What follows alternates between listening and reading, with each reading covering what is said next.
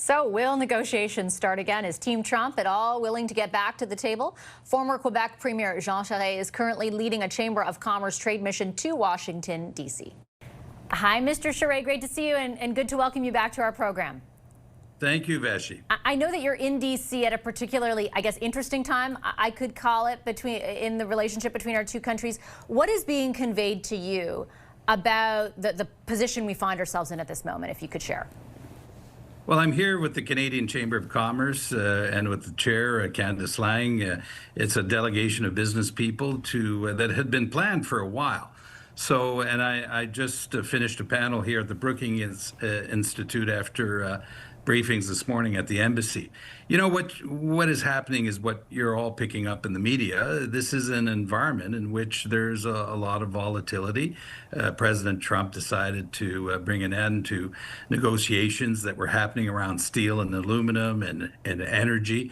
But, you know, the message for everyone here is keep your cool. And the number one objective of Canada is the renewal of this trade agreement we have with the United States and Mexico. And that is going to take a while. It'll start in earnest in 2026.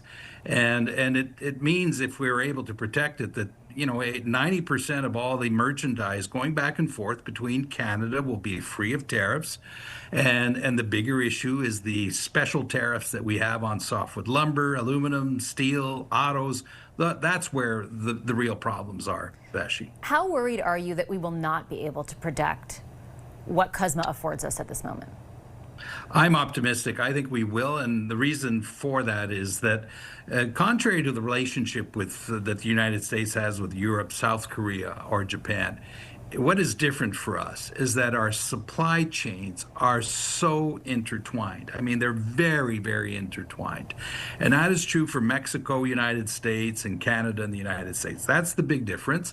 And to undo that would have pretty grave economic consequences.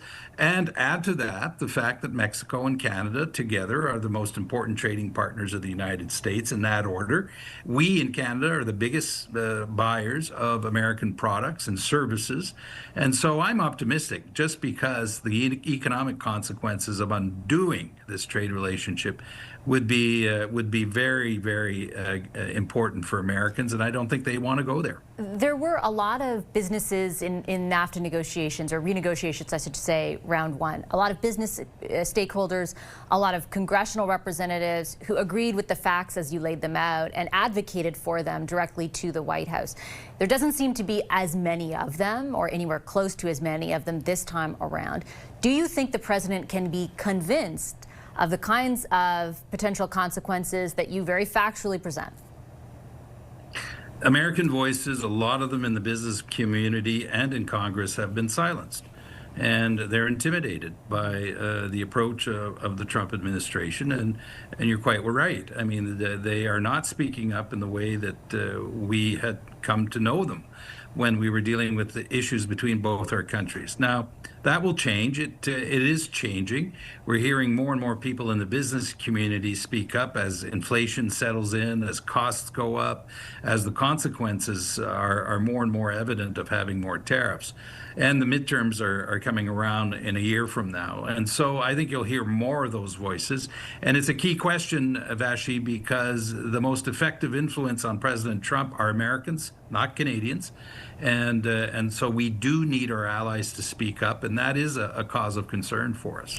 As we strive to convince those allies to do just that, I'm wondering, because you offer such a unique perspective, you've obviously you've been very, very active on the provincial side of things as well as on the federal side of things.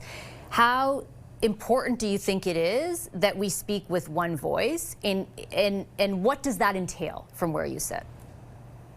The provinces want to work with the federal government, and the federal government wants to work with the provinces. There's no question about that. And I'm not too concerned about that. By the way, I was not offended by the ad that Premier Ford put out there, and no one could anticipate that President Trump reacted the way he did. And I even put it on my own social media for the whole 7 minute of the Ronald Reagan intervention, so people can make up their own mind. But we're also adults. If it's a distraction to the American administration, well, so be it. We want to focus, not let lose sight of the real objective for us, which is securing the future of this trade agreement, and not react every time the American administration or the president says something. We need to be more strategic, Vashi. We need to be smart on how we do things. They are 10 times bigger, but I think that we've been here before. We're smart, we're strategic, and the provinces and the feds overall, I think, are working very well together. Do you think the possibility exists, though, for additional schisms between the provinces and the federal government only because of the way in which these negotiations are unfolding? And by that, I mean, we've kind of been relegated to a sectoral approach, right? Maybe there's something on aluminum, steel, and energy. Beyond that, the rest of it, like autos and forestry, will likely be subsumed by more general renegotiations on CUSMA. If you have people like Ontario's premier or BC's premier who are defensive around very certain sectors that are present in their provinces, like, does the possibility exist for more schisms? And are you worried at all about that?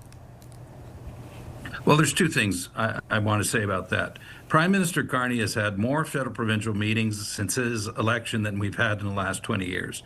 And the reason for that is that Canada is one of the most decentralized federations in the world. Provinces are responsible for natural resources. If we are going to deal both with the United States, but also transform, change our economy, both levels of government have to work very closely together. The second thing, Vashi, I'd say about that is we should not be offended by the idea that regional interests may differ from one place to the other. That is true for every country in the world. Literally in the world. So let's not be too obsessed by that. Premiers will defend their provinces, as they should. They're elected for that reason. But in the end, the overall interest of Canada will prevail. And I'm very confident that we'll be able to arrive at a common approach that will be in everyone's benefit. The approach that the Prime Minister is taking right now from the position, and we don't know a lot, I mean, you would probably know more than us, but a lot of the details about what's happening behind the scenes. But he has said, in particular, when pushed by either different political parties or different premiers to fight back harder, there's a time to fight and there's a time to talk. How much longer is the position that this is the time just for talking tenable in your view? Now's the time to talk. Now's the time to stay very cool and to be very focused on what it is that we want. What does Canada want to do? We want to protect the trade agreement that right now allows 90% of all the merchandise between Canada and the United States to go back and forth without a tariff. That's clearly the objective that we're defending. We have major irritants that are sectoral. 50% tariffs on steel, aluminum, 45% on softwood lumber, 25% on autos, and other things that fall under sectoral tariffs. That is the most urgent issue that we have to deal with, the one that we would have liked to have seen results on in the short term, but President Trump has decided that we're not negotiating anymore. So those are the objectives. The rest is a distraction, frankly, and we need to continue to be the adult in the room, stay focused, stay close to each other, share information, and if we do that, we will increase our chances of coming out of this with a pretty good outcome. But if the approach right now is not yielding results, in particular on the punishing sectoral tariffs that you mentioned, that's the impetus for the question around how tenable the position is. Like, after a while, will there be incentive to fight back, or is there a necessity to, given a lack of results? Well, Canadians are already reacting. I mean, the fact that we took liquor off the shelves of our liquor stores, American liquor, that we're not traveling to the United States as much as we used to, that we're focused on buying Canadian products because it makes sense. These are all the things that are out there that do have a big impact in the negotiations with the Americans. They notice it. They know it, that this is affecting them. Now, again, we have to just be patient. We have to remain, again, very focused if we do that, and continue to do what we're doing now. Go to the rest of the world to diversify our trade. And finally, Vashi, let's keep in mind, a lot of what Donald Trump is doing, we're going to be thankful for in 20 years from now in this way. He is forcing us to look hard at the way we run our economy, the way we run our federal system, our position in the world. Canada has to have a hard look at itself and change the way we operate our economy. And that's on us. It's not on our neighbor. And for the rest, the Americans will always be our most important trading partner, by the way. Tariff, no tariffs, they will always be. And we need to draw a distinction between President Trump and the American people. We like the American people. We get along well with them. They're friends, neighbors, allies. So let's remain very focused, very cool. And if that's the case, and we offer the things we have energy, we have uranium, we have potash, we have critical minerals. We have things. We want to do business with Americans, and we think we are their best partner. Focus on these things, and I'm confident that we'll end up in the right place.